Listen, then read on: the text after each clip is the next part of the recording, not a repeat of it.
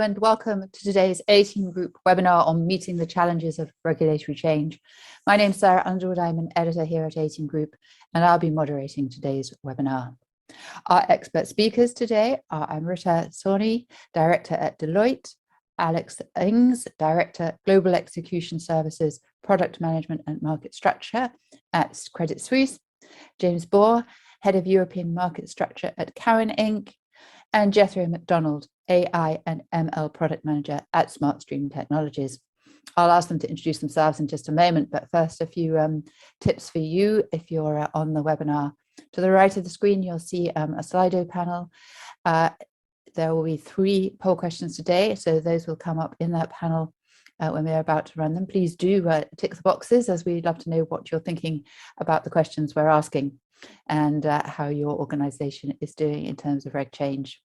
The other part of the Slido is a question panel where you can ask your questions to our speakers. So please put them in whenever you'd like to. We'll take them during the Q&A so they won't get lost at the end of the webinar. So do take part and send those questions as often as you like. Okay, enough of us, me, I should say, and over to our speakers. Amrita, would you like to start with an introduction? Hi, I'm Amrita Soni. I lead regulatory reporting within the analytics practice at Deloitte. I've spent the last 10 odd years working within the regulatory change, regulatory reporting space, specializing in MiFID II, EMIR, SFTR, and a number of other regulations. Thanks. Thank you. Over to you, Alex. Thanks, Sarah. So my name's Alex Ings. As you mentioned, I work in the product management and market structure team within equities at Credit Suisse. I've been working on the team for around 4 years, and I represent Credit Suisse at AFME, the Association of Financial Markets in Europe. Thank you. James, over to you. Yeah, thank you, Sarah. Good afternoon, everybody. So my name is James Bohr. I head up market structure for Cowen, specifically for their European equity business. I joined here just over 12 months ago. Prior to that, I was head of market structure at Citi, and before that I spent 11.5 happy years at London Stock Exchange. Excellent. And over to you, Jethro. Hi everyone, I'm Jethro McDonald. I'm the product manager of AI machine learning at SmartStream. So I look at how we can use the latest technologies in our suite of solutions to better them. And prior to that, I worked at Market Access, one of the APAs and arms, as the APA product manager. Excellent. Thank you very much indeed. We have a lot of expertise in the room, which is great. So let's get started with an audience poll. The question is, to what extent is the regulatory change a challenge at your organization? And while you answer the question, which I'm sure won't be difficult at all, let me come to Alex to talk about the regulatory changes to the post-trade transparency requirements of MiFID II. Thanks, Sarah. I'm aware this question alone could probably take the whole 50 minutes, so I'll try and summarize as best I can. So since Brexit, both EU and UK regulators have both been looking into changes to post-trade transparency. Last year, ESMA produced a consultation paper on changes to RTS1, which is the regulatory technical standard dealing with post-trade transparency for equity and equity-like instruments. So that was followed up in March this year with a report on the results of the consultation. The FCA, meanwhile, released their own consultation paper on improving equity secondary markets in July, of which the deadline was last month. The overall reasoning from both regulators on the changes is the same: to clarify and in some cases simplify the post-trade transparency regime. But a key point is that the ways they're looking to do this are slightly different in some cases. So firstly, let's look at what's similar. Both regulators have identified that there are multiple definitions on non-price forming trades in Articles 2, 6 and 13 of RTS1, and they're looking to simplify this. So although there are differences in the way they're approaching it, ultimately both are planning on cutting out the overlapping cases there and making more direct reference to Article 2 of RTS 22, which contains a list of non-price forming transactions.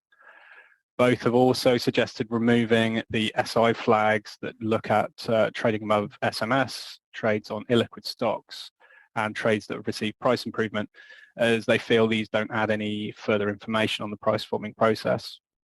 They've also both suggested removal of the agency cross flag, and they feel in both cases that that's not being used currently.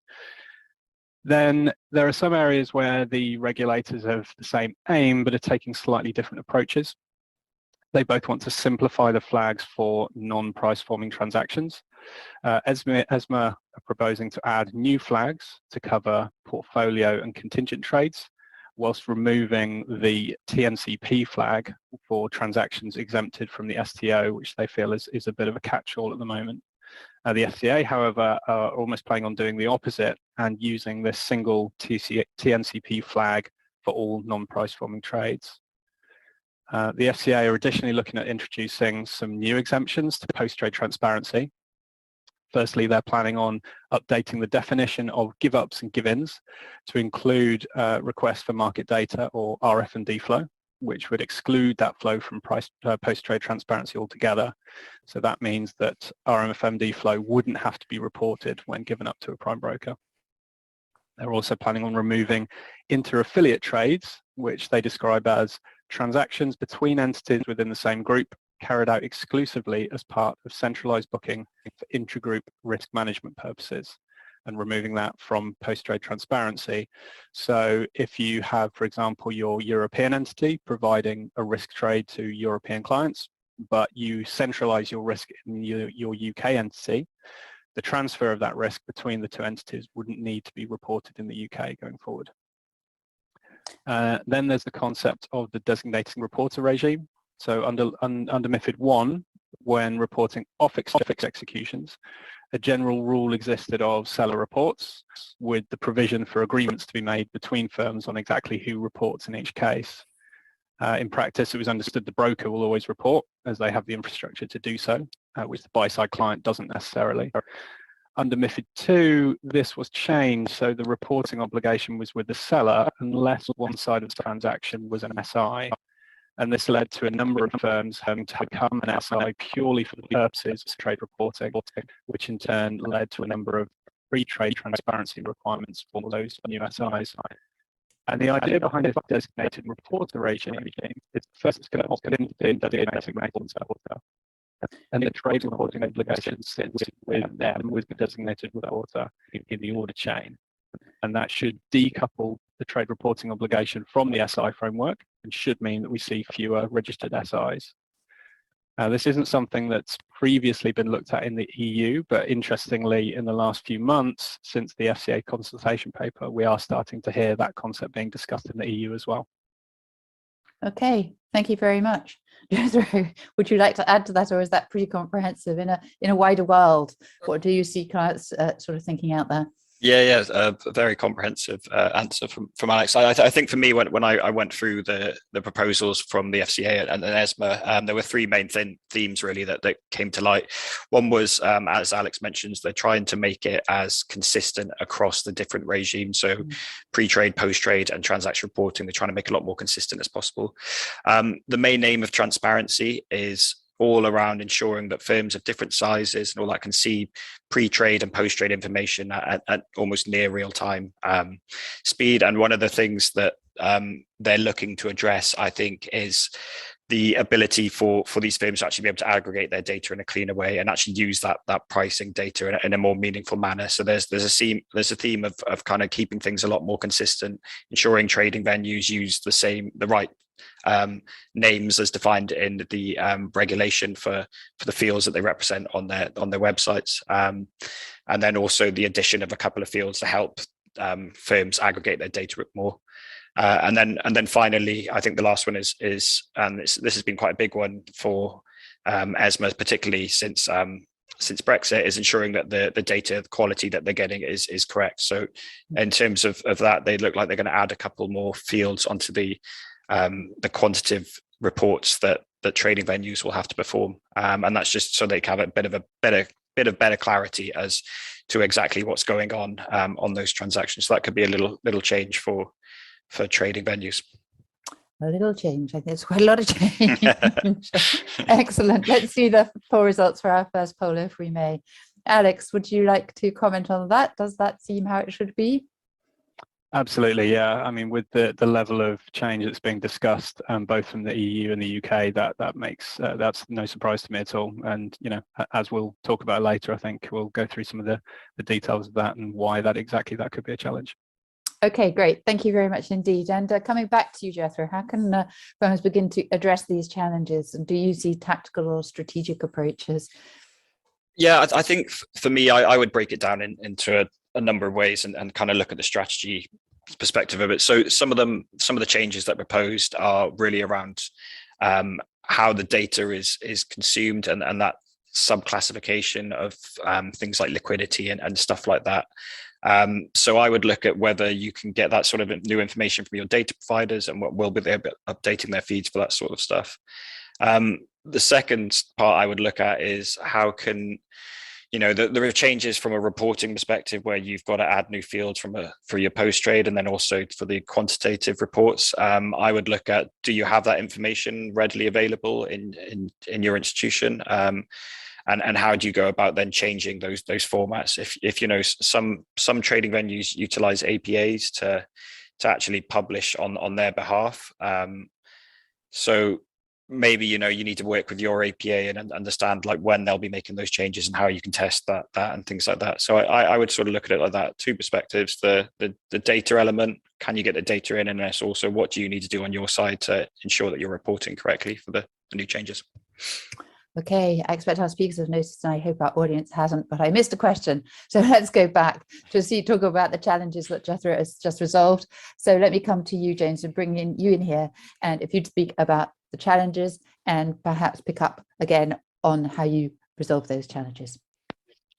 Yeah, thanks. I mean, I think it's probably worth just taking half a step back and thinking about the context here and, why these changes are coming about. And, again, sort of post MiFID II, there was a lot of sort of, let's say, complexity, different interpretations of the rules and the regulations, and that had, some quite significant impacts. And I'm coming at it more from, the liquidity dynamics, the sort of the trading aspects here.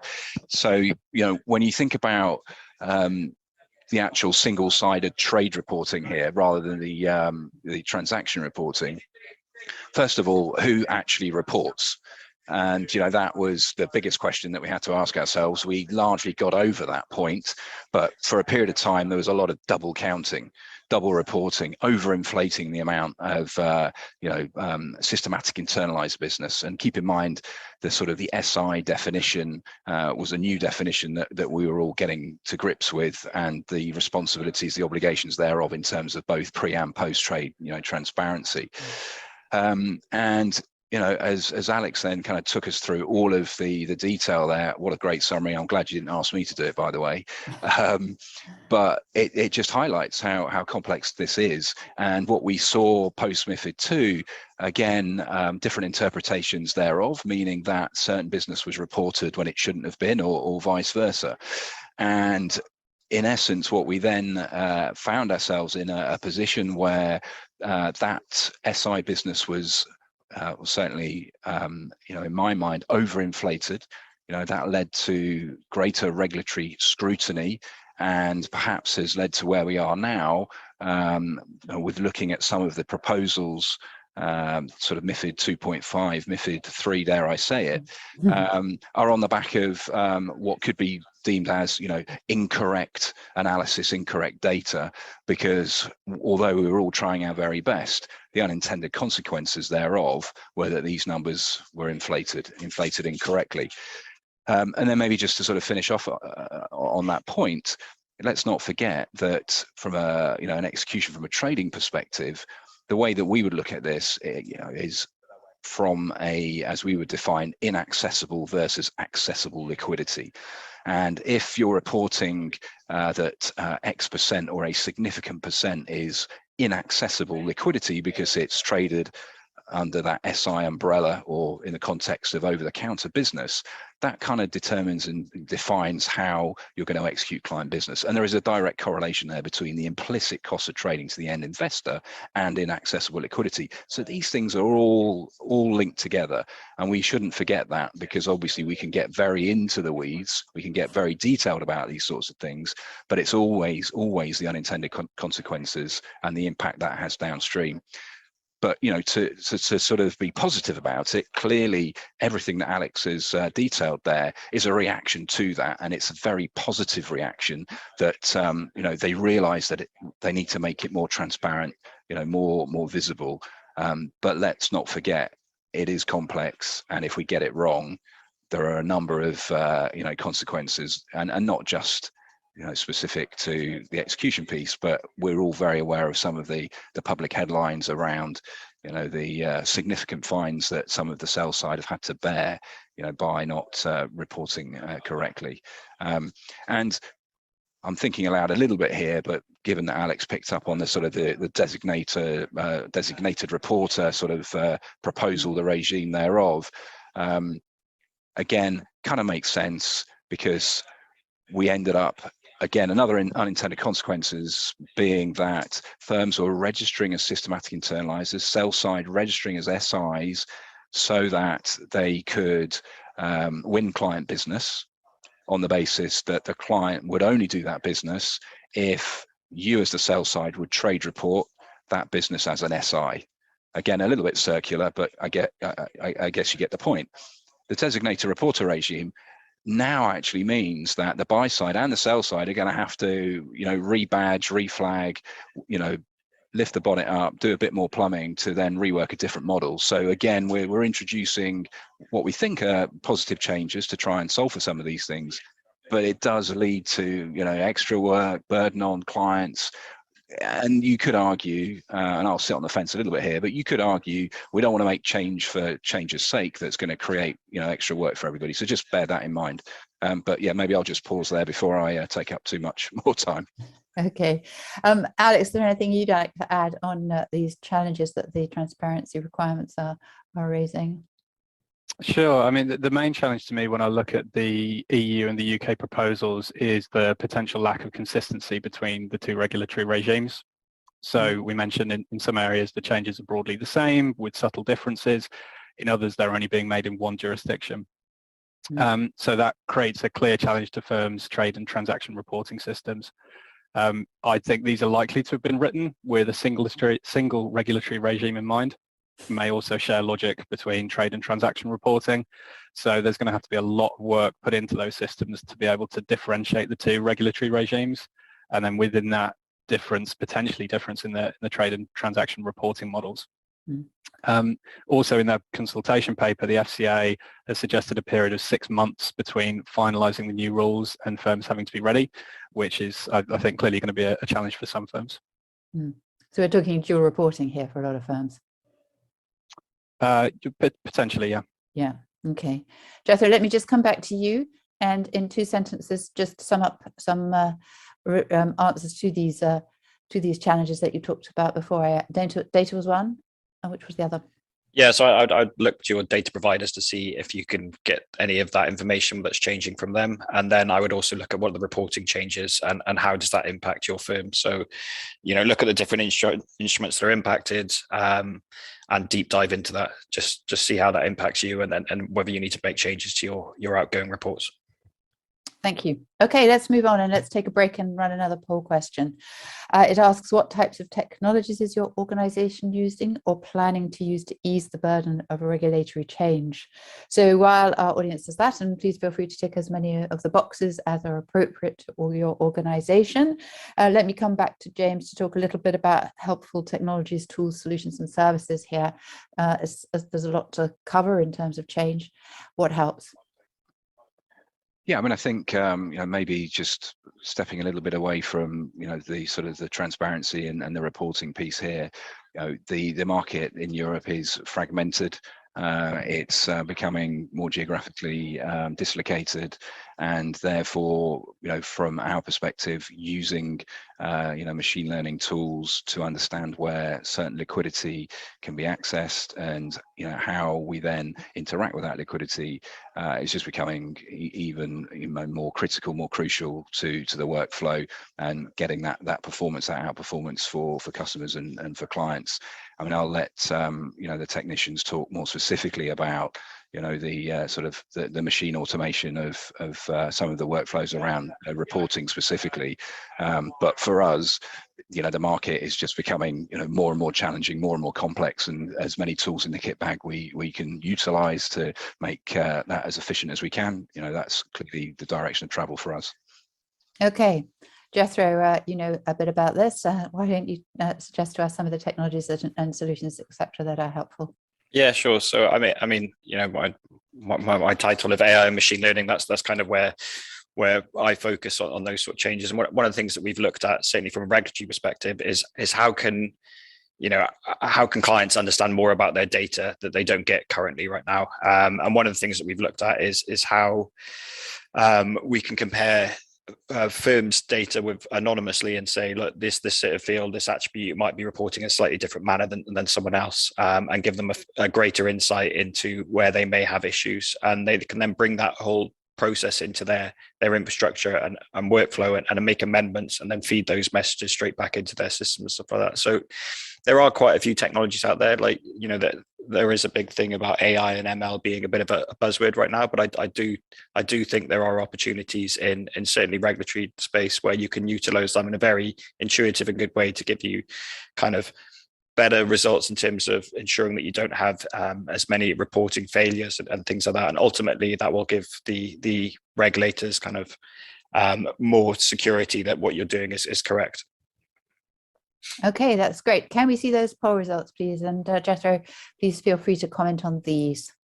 This is about the types of technologies our audience is using. Well, there you are. Yeah, and it's probably no surprise really that that's kind of the main ones that people are looking at. I mean, it's where the market's going, and the thing is now, if you're an investment firm and you don't have a strategy for where you can use AI or ML, you need to have a hard look, because ultimately the goal should be to try and reduce your overall reporting failures, which AI and ML can help you with, and also streamline the efficiency of your business, which can help with too. So yeah, I'm not surprised to see those results. Great, thank you very much indeed, Jethro. And moving on to the EMIR Refit and bringing in Amrita, what changes are being made to reporting here? So apologies if I don't do as comprehensive a job as Alex did, but I think what I'm going to talk about are some of the ones that I think might be the biggest possible challenge or burden for investment firms or for others that are looking at this. So we've spoken a lot about data, and Jethro was just talking about it. I think that data element spec within the reporting spec is being aligned to an international standard. So there's a move towards the CPMI, IOSCO. They've developed a CDE data dictionary for derivatives, and so there's a move towards that, and those are some of the changes that are coming in on a more kind of numeric kind of area. So there's going to be 77 new fields. 3 of the old fields have been removed, and the majority of the old fields are being tweaked to some extent as well. So that is going to be tricky to work out, but also there's the introduction of the unique product identifier indicator, which is the UPI, which, although it's still being provided by ANA DSB, it's kind of got more structure, more data than an ISIN. Most firms will need like global CDEs into their systems to make sure that they're meeting those required. Also, this is going back to something that James was talking about when we're talking about kind of homogenization between different regulatory regimes. There's the move to the ISO 20022 format in XML. So this is trying to harmonize with what MiFID II or SFTR have. However, any move in kind of format, XML can be a challenge sometimes for firms to move towards. And then in terms of outside of what is expected of the investment firm, trade repositories are being asked to move to do more reconciliation. So the kind of information you're getting back from your trade repository or what the trade repository needs to provide is also changing. There is, standardizing data access, as well as there's a change in trying to align action types to SFTR to some extent. Event types are getting further granularity as well. And so there's a lot in the kind of event tagging that could be onerous. And then finally, and I will take a breather there, is errors and omissions reporting is being kind of defined by ESMA. So the feedback they decided to limit the scope of requests for notifications in case, so they had a really large scope, they've brought it down, but they've been kind of vague about what they're actually saying. So reporting obstacles, so they've said IT incidents, preventing report submission. So, if you haven't been able to send something to your TR within the reporting deadline, you need to report it and you need to tell them why. Misreporting caused by flaws in the reporting system that could affect a significant number of reports. They haven't defined what significant is. So, there's a little bit of kind of work there still to be done. And then finally, again, any significant issues, and again, they haven't defined what significant is, resulting in reporting errors. So again, all of these things, because it's quite a grey area, could put more burden on the firm where they would have to go back and give feedback on why there's been, issues within the reporting process. That's a lot. Again, It that's is a lot. Let's look at how firms can perhaps approach these regulatory changes. Jethro, what would you say in terms of taking these challenges on? Yeah, so I think we touched upon it there. So I think that the biggest challenge will be, as Amrita said, is moving from that CSV format to XML format. That's always complicated. I think as well that one of the biggest things in the regulation, and it's what we saw with SFTR, is this unique transaction identifier. So ensuring that you have the same transaction number with your counterparty, and on top of that, then there's that reconciliation element as well that has to be performed at the trade repository, where I can't remember exactly how many fields need to match up, but there's a certain number now, and then that number will increase in 2 years' time. So there's a kind of a big onus now on ensuring that you're confirming so many different details of your positions with different your counterparties. It becomes very, very complicated, and you need good strict systems in place to ensure that what you're doing there is correct. So that's definitely going to be the biggest complication for clients, and we saw this with when SFTR went live. It was a problem then, and it will certainly be a problem now. Okay, thank you, Amrita. You list the challenges. You did it very well. How do you see some of these being resolved? So just to take a step back, I think I totally agree with Jethro, but one of the things that I would add, and I kind of touched upon it briefly, was there's going to have to be changes to front office systems as well to capture information, the kind of granularity that it's needed in.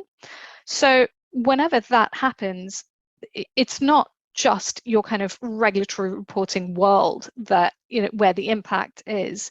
And so there's an element not only of making sure that those systems are fit for purpose, and often MiFID II being a good example, a lot of firms kind of sellotape that in, or a string and a prayer, to try and capture the right information that was required, or try to do it at the back end.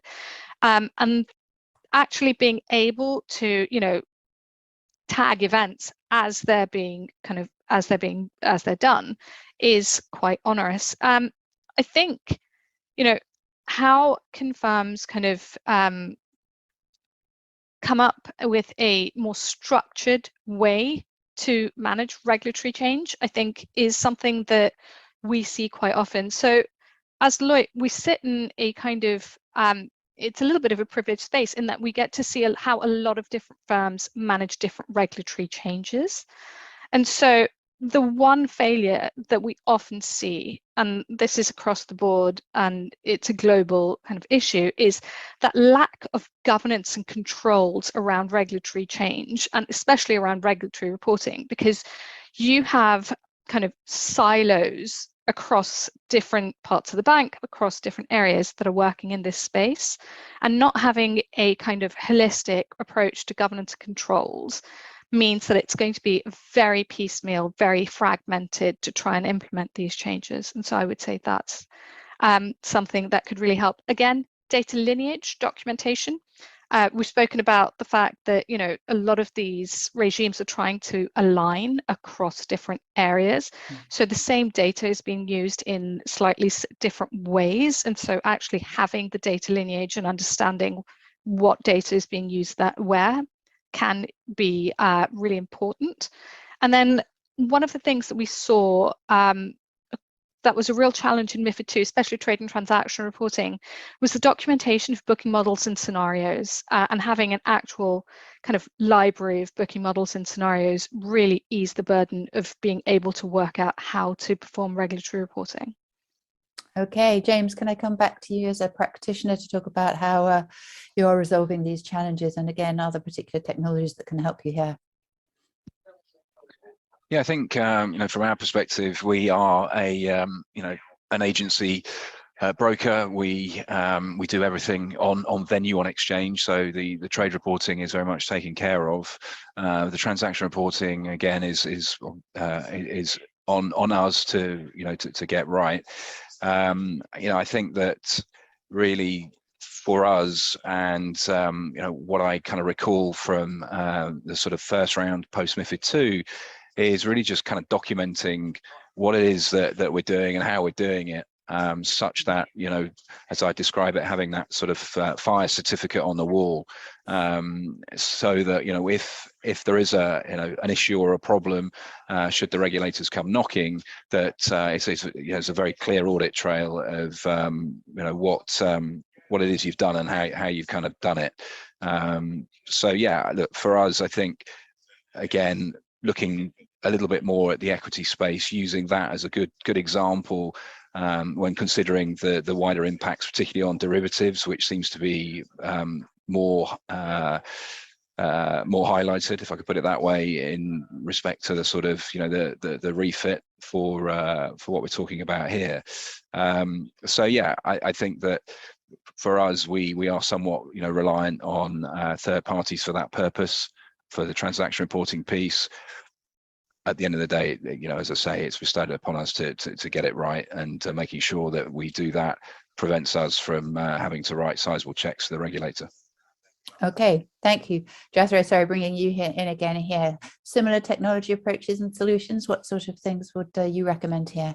Yeah, sure. So I mean, there's inevitably going to be a lot of dev work with this sort of change, right? You're changing the format, you're adding more fields, you're adding in a whole confirmation process inside. So that's going to be quite intense. To kind of relieve that burden, I think what I would look to is for the relevant controls that you need to put in place as well. I would look at providers who can use things like schemaless technology, who can ingest XML in any format without having to build plugins or things like that, you know, out of the box functionality, because that there's inevitably going to be this whole control framework you need to build around this whole thing, especially from confirming what's going from your front office down to the trade repository, and, you know, what's going from your front office system to your counterparties and so on. So if you can relieve a lot of that by using technologies that, you know, are schemaless, that use out of the box XML adapters and stuff like that, it can really streamline your whole control process and take a bit of that burden of change off your back. Okay, thank you. Let's take a little break and take some audience questions now.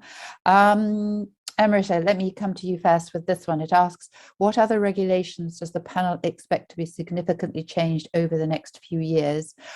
What should firms be preparing for?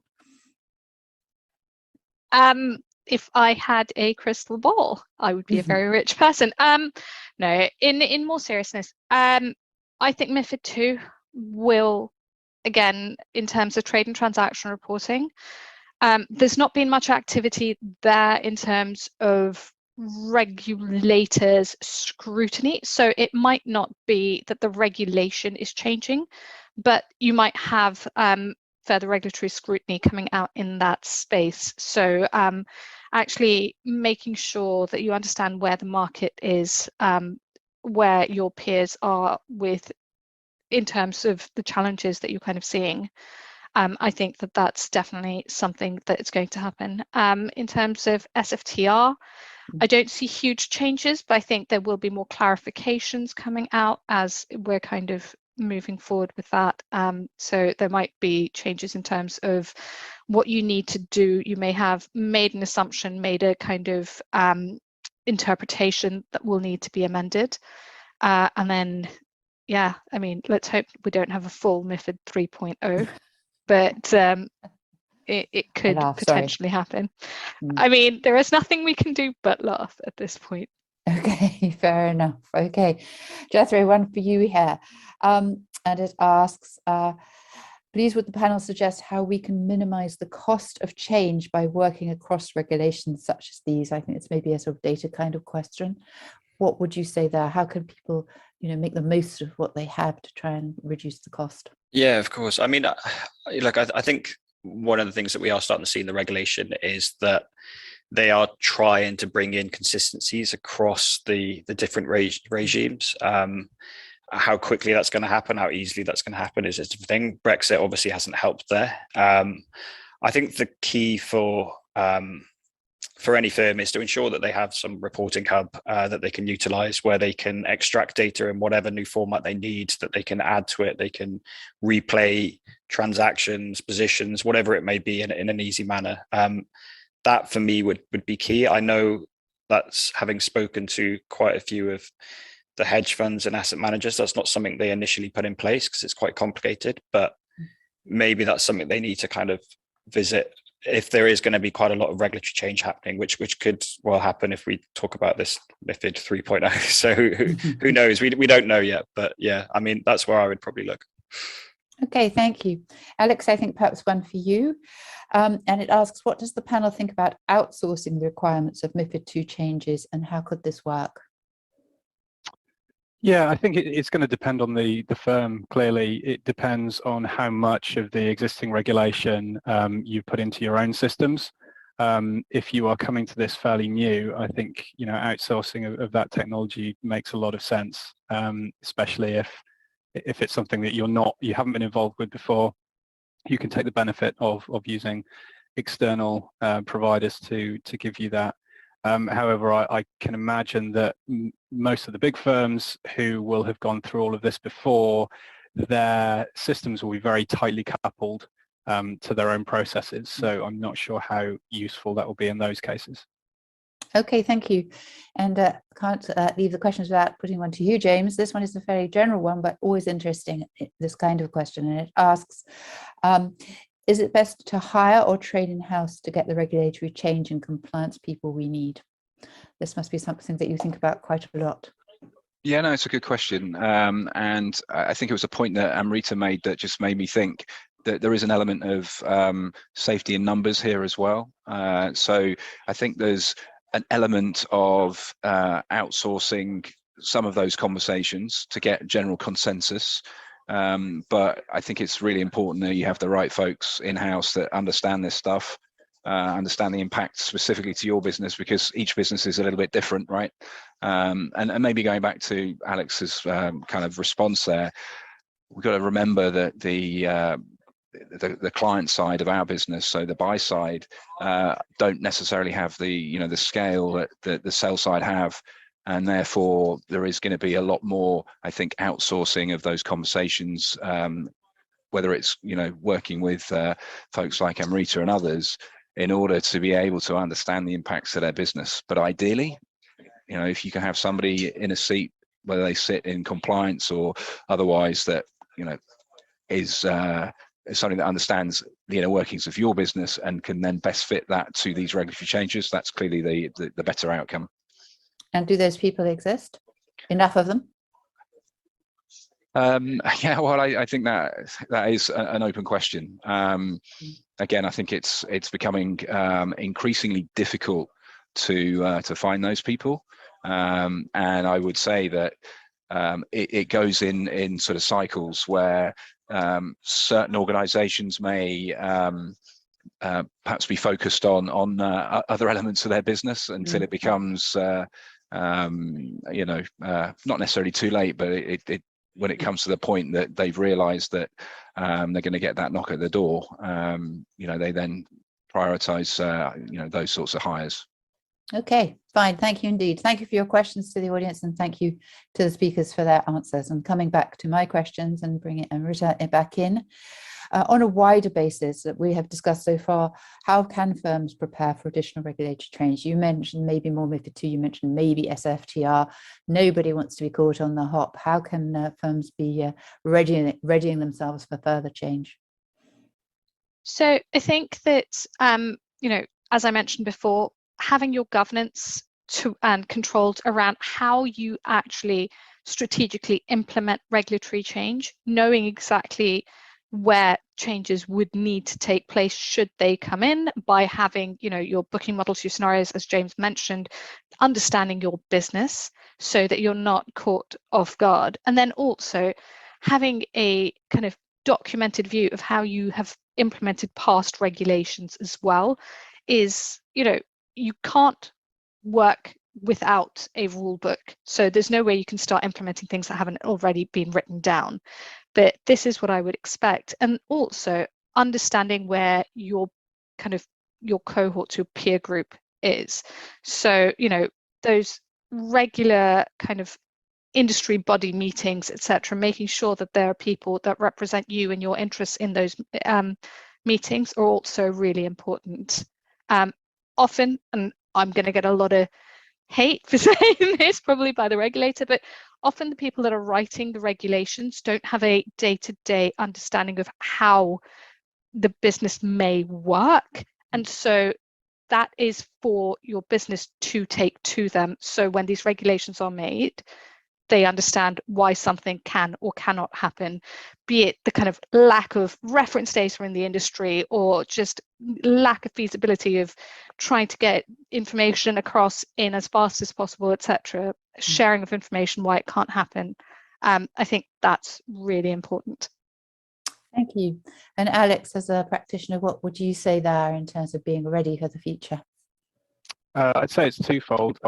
One, it would be to keep a very close eye on the current discourse from the regulators on Alex, can I just stop you a second? Your sound is going a bit odd.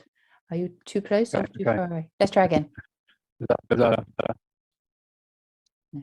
Try again. Oh yeah.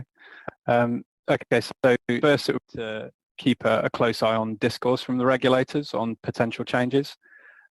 Discussions are really changing day to day, week to week, and it's really important to understand the general direction that the regulators are going in. And to Amrita's point, I completely agree. That's where trade associations and industry bodies are very, very helpful with this. They are fully engaged with the regulators. They will always have the most up-to-date information.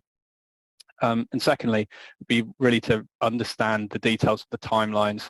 So these can be incredibly complex due to the natures of the regulatory process. It's important to give them plenty of time, clearly, to analyse and implement changes. A lot of the detail we talked about today and the changes, we don't yet have a clear indication of exactly when these are going to come into force. So it's important to keep an eye on that. Okay, thank you very much indeed. And I think we just about have enough time to run a final audience poll. So the question is, what extent of business and operational benefits does your organization make or expect to make from getting regulatory change right? And while you answer that, and again, you can tick as many boxes as are appropriate to your organization, let me come back to you, Alex, and find out a little bit about how you see the business and operational benefits of getting regulatory change right and the penalties of getting it wrong, as well as the nasty fines. Yeah. I mean, as we've touched upon before, keeping a future state of your systems in mind allow you to design your systems in a way that's resilient to further change. So making them flexible enough to be able to handle multiple regulatory jurisdictions, differentiate between new trade and transaction obligations, for example. On the other hand, clearly getting it wrong, as James touched on earlier, has very potential serious consequences, both from reputational and financial perspective. Everyone seems to use online and market participants for failures in adhering to regulation. Difficult to hear again, Alex. Sorry. It's okay, carry on. So, I think it's clear that there is a direct link between adherence to regulation and business. Employment will spot you off about if they don't have comfortable with your adherence to regulation. Okay, thank you. That was difficult to catch. If anybody has caught it and can say it again, that would be helpful. James, coming to you, I presume you'll have some of the same thoughts as Alex. So tell us a little bit about how you see the business and operational benefits of getting it right and the challenges and penalties of getting it wrong. Yeah, no, I was trying to think, what were the sort of the benefits, and I think they're more related to more operationally, internally. Less work for compliance to be trying to, manage exceptions, etc. But I think in the broader sense, obviously we talked about the fines and getting it wrong, but a couple of things that are front of mind for me. The first is it's not just about us as sort of recipients of these changes getting it wrong. It's also about the regulators getting it wrong and the impacts that might have. Again, mindful of time, and I don't want to go into a lot of detail here, but if you look at the last consultation paper from the FCA, it raises some questions about how certain business that's internalized by the systematic internalizers themselves, how that should be flagged and the implications that might have in how that is reported or may not even have to be reported. And again, I come back to what I said at the outset about the impact that has on liquidity dynamics, on the trading environment. And then the last point, which is perhaps the obvious one, is if we don't get it right, it just leads to more regulatory scrutiny, regulatory interference, etc. So yeah, fingers crossed that the context here and the idea of improving post-trade transparency is the right one, and we end up in a better place. Okay, thank you. Very nice positive note. And let's see what our audience says in response to the poll, what benefits they're seeing. Amrita, would you like to comment on that? So I agree in terms of the significant operational benefits, and I was just thinking this when both Alex and James were talking.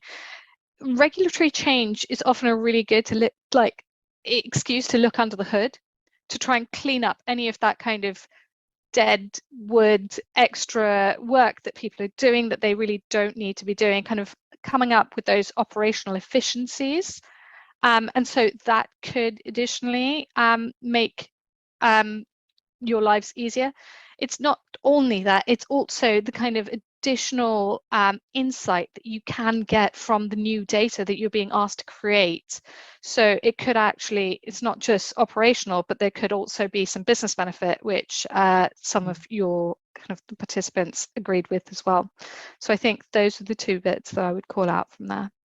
Okay, thank you. That's great. Thank you very much indeed. And coming to the final item on our agenda today, I'd like to ask all the speakers to provide some guidance for practitioners who are working on MiFID II, EMIR Refit, or any other kind of reg change that they're doing now or that's coming down the line.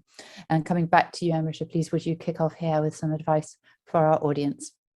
I think my advice for the audience would be to try and understand where, as James said, where the regulation is coming from, so that you understand not only the letter of the law, but the spirit of the law, which will, if there are further changes down the line, which will hold you in good stead and give you that first kind of step into understanding and interpreting those regulations for your business.